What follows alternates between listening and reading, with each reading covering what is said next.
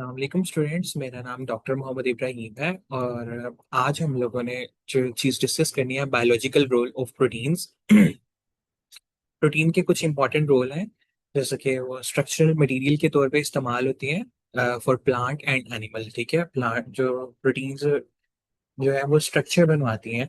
किनका स्ट्रक्चर बनवाती हैं? प्लांट और एनिमल्स का। जैसे कि सेल्स के सेल मेम्ब्रेन होती है, ठीक है, उसके अंदर भी स्ट्रक्चरल रोल प्ले करती हैं। ठीक है, सेल मेम्ब्रेन के स्ट्रक्चर के लिए प्रोटीन्स बहुत मेजर जो कंपोनेंट होता है वो लिपिड्स होते हैं। ठीक है, फॉस्फोलिपिड्स, लेकिन उसके अंदर प्रोटीन्स भी रोल प्ले करती हैं। ठीक है, protein form the major part of the dry weight of the plant and animal protein. अगर सेल्स का जो है वो पानी खुश्क कर दिया जाए, लाइक उनको ड्राई वेट देखा जाए, यानी कि प्लांट और एनिमल सेल्स का, तो प्रोटीन जो है वो मेजर कंपोनेंट है membrane system of sales.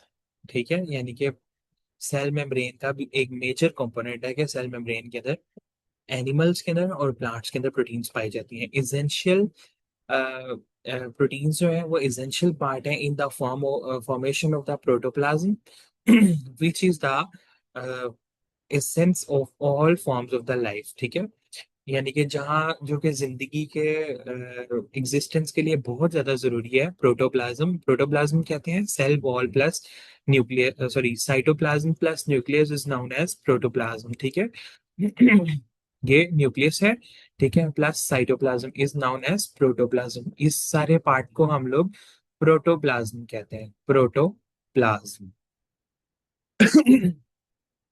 Then हमारे पास आता है एनर्जी सोर्स। ठीक है, प्रोटीन्स को हम लोग एनर्जी सोर्स के तौर पे भी इस्तेमाल करते हैं।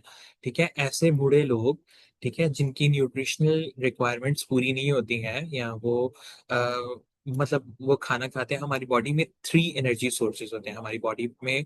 सबसे पहला सोर्स होता है कार्बोहाइड्रेट्स। अगर वो बंदा कार्बोहाइड्रेट्स नहीं ले पाता, या उसकी बॉडी में सफिशिएंट क्वांटिटी में कार्बोहाइड्रेट्स नहीं है, ग्लूकोज वगैरह नहीं है, तो दूसरा सोर्स हमारे पास आ जाता है लिपिड्स। ठीक है, थर्ड जो सोर्स आता है वो हमारे पास प्रोटीन्स आती हैं। ठीक है, तो प्रोटीन्स जो है, अगर इन कोई पर्सन है जो बहुत ज्यादा वीक है, बहुत ज्यादा कमजोर है, कि उसकी बॉडी के अंदर ना ही कार्बोहाइड्रेट्स है और ना ही लिपिड है, आप लोगों ने देखा होगा बहुत ज्यादा कमजोर लोग होते हैं, बूढ़े लोग होते हैं, या बच्चे जो होते हैं बहुत ज्यादा वीक होते हैं, बहुत ही ज्यादा स्किनी होते हैं, तो उनके अंदर जो प्रोटीन सोर्स जो होते हैं ना, उनको भी एनर्जी के तौर पे इस्तेमाल किया जा रहा होता है।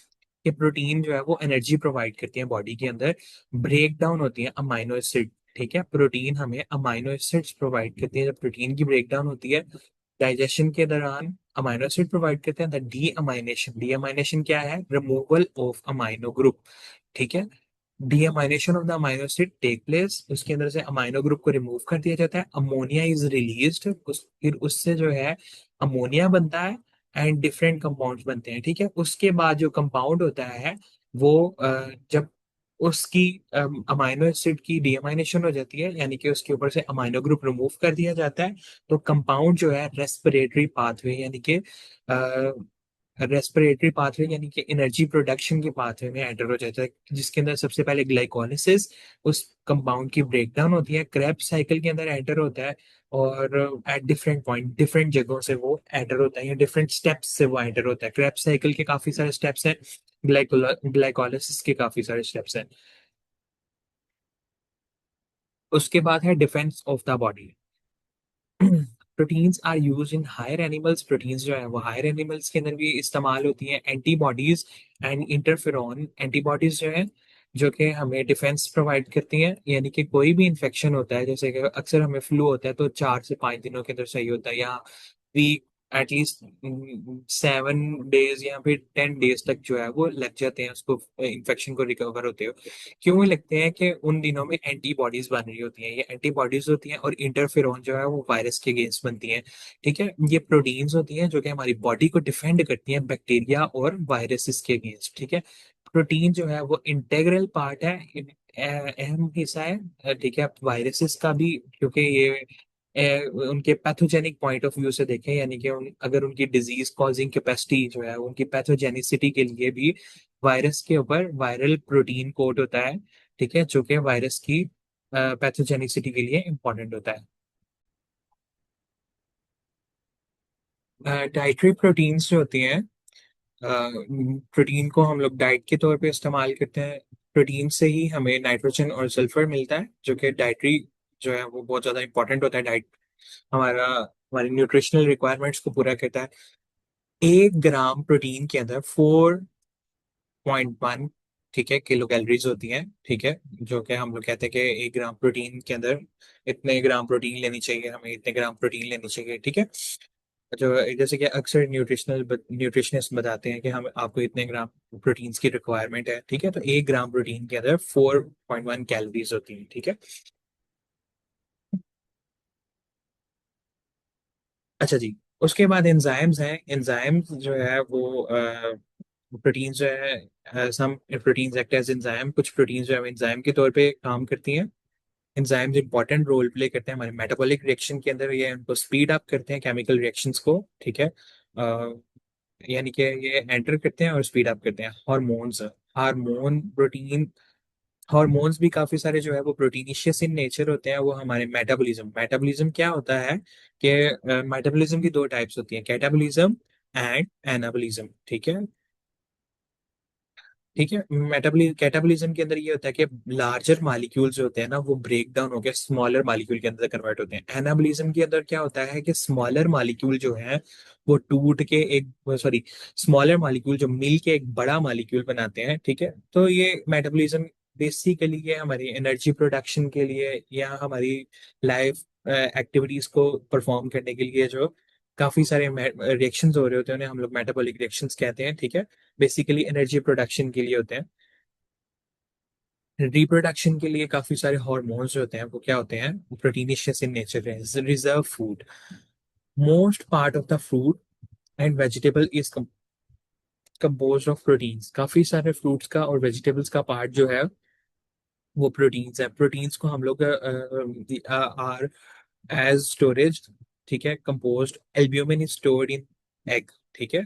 प्रोटीन्स के अंदर जो है वो प्रोटीन्स जो है वो स्टोर हुई होती हैं काफी सारे फूड्स के अंदर या काफी सारी चीजों के अंदर। जैसे कि एल्ब्यूमिन जो है एक प्रोटीन होती है, हमारे ब्लड के अंदर भी पाई जाती है, लेकिन ये एग के अंदर भी पाई जाती है, ठीक है। एग वाइट के अंदर काफी ज्यादा जो एग का वाइटिश पार्ट होता है, एक तो येलो पार्ट होता है एग का, अंडे का, उसके अंदर नहीं, एल्ब्यूमिन का एल्ब्यूमिन जो है एग वाइट के अंदर पाई जाती है। कैसीन जो है प्रोटीन वो मिल्क के अंदर, दूध के अंदर पाई जाती है, ठीक है। सर्टेन प्रोटीन जो है वो सेल मेम्ब्रेन के साथ ऊपर प्रेजेंट होती है। सेल मेम्ब्रेन क्या है कि सेल की जो है, ये एनिमल सेल जो होता है उसकी जो मेम्ब्रेन हुई होती है उसके ऊपर काफी सारी प्रोटीन्स पाई जाती हैं, या उसके अंदर दंसी होती है, उसके अंदर एम्बेड हुई होती है। उसके साथ जो है वो वाइटामिन बाइंड होते हैं, या उसके साथ जो है काफी सारे ड्रग्स भी बाइंड होते हैं, और वो सेल के अंदर रिएक्शन को मीडिएट करवाते हैं, स्टार्ट करवाते हैं, सेल के अंदर कोई किसी फंक्शन को परफॉर्म करवाते हैं, ठीक है। Contractility, most proteins are involve in the contractility. काफी सारे प्रोटीन्स जो है कॉन्ट्रेक्टिलिटी के अंदर इन्वॉल्व हैं। जैसे कि dynein in cilia and flagella, ठीक है। डाइन जो है वो सिलिया और फ्लेजिला के अंदर प्रेजेंट है। सिलिया क्या होते हैं और फ्लेजिला क्या होते हैं, मैं आपको दिखाता हूँ। बेसिकली ये बैक्टीरिया है। बैक्टीरिया के ऊपर अगर ये इस तरह के बाल वगैरह लगे हुए हैं या ऐसे स्ट्रक्चर्स हैं, उनको हम लोग जो है वो सीलिया का नाम देते हैं। और अगर एक है और ये काफी लेंथी होता है, ठीक है, तो ये जो है फ्लेजिला होते हैं, ठीक है। तो ये इनके अंदर एक प्रोटीन होती है डाइन, जो कि इनको मूवमेंट करने के अंदर हेल्प करती है, ठीक है। तो ये डाइन भी कॉन्ट्रेक्टिलिटी के अंदर या मूवमेंट के अंदर हेल्प करती है। ट्यूबुलिन इन स्पिंडल फाइबर्स, ठीक है। नेक्स्ट हमारे पास प्रोटीन आती है ट्यूबुलिन इन स्पिंडल फाइबर्स।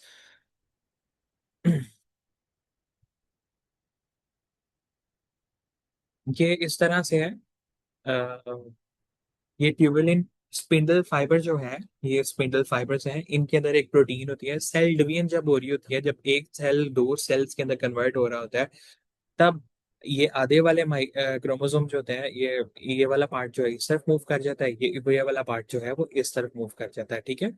तो सेल डिवीजन हो रही होती है इस टाइम के ऊपर। तो ये स्पिंडल फाइबर है। स्पिंडल फाइबर के अंदर जो है वो स्पिंडल फाइबर्स के अंदर ये प्रोटीन पाई जाती है, ट्यूबुलिन प्रोटीन। ये भी कॉन्ट्रैक्शन के अंदर हेल्प करती है, ठीक है। एक्टिन और मायोसिन हमारे मसल्स के अंदर प्रोटीन होती है, पट्ठों के अंदर, ठीक है।